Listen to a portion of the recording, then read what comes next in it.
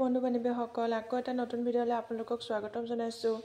আজি মই বনাবলৈ গৈ আছোঁ চিকেনৰ লগত কঁঠালৰ মুচি। এয়া চিকেন, এয়া কঁঠালৰ মুচি, এয়া এটা মই সৰুকৈ আলু কাটি লৈছোঁ, এয়া পিঁয়াজ আৰু তেজপাত, শুকান জলকীয়া, আদা ৰচুনৰ পেষ্ট। ইয়াতে মই এয়া গোটা ইলাচি দুটামান লৈ লৈছোঁ। এতিয়া মই কেনেকৈনো বনাওঁ আপোনালোকক দেখাই আছোঁ ভিডিঅ'টো। ৰেচিপিটো সকলোৱে বনাব জানে, মইনো কেনেকৈ বনালোঁ তাকে দেখাওঁ বুলি অলপ। এয়া মই এতিয়া পিঁয়াজ দিলোঁ। আপোনালোকে কঁঠালৰ মুচিৰ লগত চিকেন খাইছেনে? খাবচোন, বিৰাটেই ভাল লাগে, সোৱাদ ভাল লাগে। আৰু এই বছৰৰ কঁঠালৰ মুচি আমি এইবাৰ ফাৰ্ষ্ট টাইম খাইছোঁ। এই বছৰৰ মই ৰেচিপি হিচাপে বনোৱা নাই, মইনো কেনেকৈ বনালোঁ তাকে দেখাওঁ বুলি অলপ। এয়া মই সকলোখিনি এতিয়া তেলত দি দিছোঁ। এয়া দিয়াৰ পিছত এতিয়া মই অলপ টাইম ভাজিম ৰঙচুৱা হোৱালৈকে।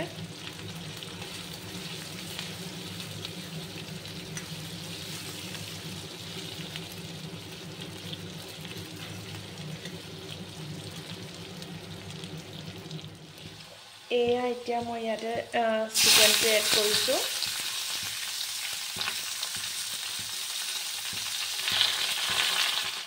মই চিকেন আৰু আলুখিনি অলপ টাইম ভাজি ল'লোঁ। ভাজি লৈ হোৱাৰ পিছত মই এতিয়া ইয়াত এড কৰিম এয়া কঁঠালৰ মুচিখিনি।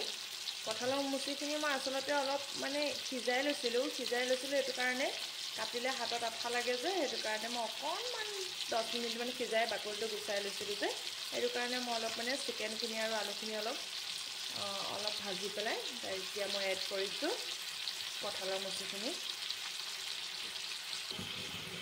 এতিয়া মই ইয়াতে এড কৰিম আধা চামুচ হালধি পাউডাৰ আৰু আধা চামুচ জিৰা পাউডাৰ, আধা চামুচ ধনিয়া পাউডাৰ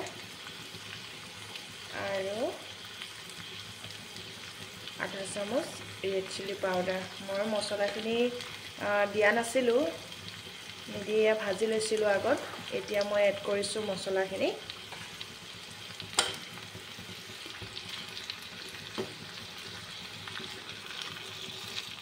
এতিয়া মই সকলোখিনি ভাজি হোৱাৰ পিছত ইয়াতে অলপ পানী এড কৰিছোঁ, গৰম পানী অলপ এড কৰি দিছোঁ। এয়া এতিয়া মই অলপ গৰম মছলা এড কৰি দিছোঁ। ইয়াতে মই থোৱা ধনিয়া অকণো দি দিছোঁ, কেঁচা ধনিয়া পাত। এতিয়া আমাৰ ৰেচিপি ৰেডি। এতিয়া আমাৰ হৈ গ'ল। এয়া আমাৰ ভাত হৈ গ'ল। এয়া অকণ বেঙেনা পোৰা আছে আৰু এয়া ভাত, এয়া কঁঠালৰ মুচি আৰু চিকেন।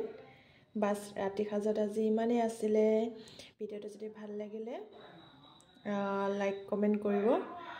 আজিলৈ বাই বাই, শুভৰাত্ৰি। আকৌ এটা নতুন ভিডিঅ'ৰ সৈতে আপোনালোকৰ মাজলৈ আহি আছোঁ।